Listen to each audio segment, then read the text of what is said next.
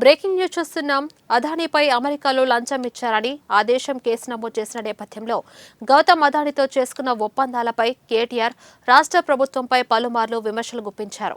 100 కోట్ల రూపాయలు స్కిల్ యూనివర్సిటీకి కార్పస్ ఫండ్ కింద గౌతమ్ అదానీ 100 కోట్ల రూపాయల విరాళాన్ని తెలంగాణలో ఏం ఆశించి ఇచ్చారని కీలక ఆరోపణలు చేశారు.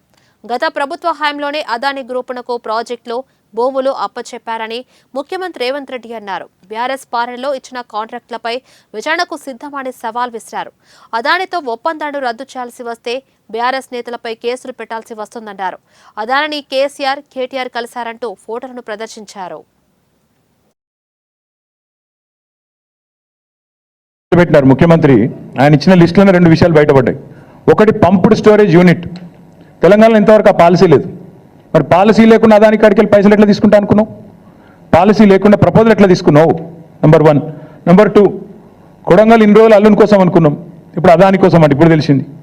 9 మిలియన్ టన్నుల ప్లాంటు కొడంగల్లో సిమెంట్ ప్లాంట్ పెడతారట. మన రామన్నపేటలోనేమో మొత్తం ప్రజలు మరలబడ్డారు, ఇక్కడ సిమెంట్ ప్లాంట్ పెట్టద్దు, అదానిది అంబుజా ప్లాంట్ అని. అక్కడ సిగ్గురాలి, ఇంకా అది అట్లే పెడతారట, అందులో మూసీలకు కాలుష్యం పంపిస్తారట. ఇప్పుడు మీదికెళ్ళి కొడంగల్లో మళ్ళీ కొత్త దుకాణం, మళ్ళీ 9 మిలియన్ మెట్రిక్ టన్నుల ప్లాంట్ అదానీ గారిది కొడంగల్లో. నేను అందుకే అంటున్నా, అల్లుని కోసం, అదానీ కోసం, అన్నల కోసం, బామ్మది కోసం, అమృతం పంచడం కోసమే పనిచేస్తున్నావు నువ్వు. ఇది అది ప్రూఫ్ నువ్వే ఇచ్చినావు.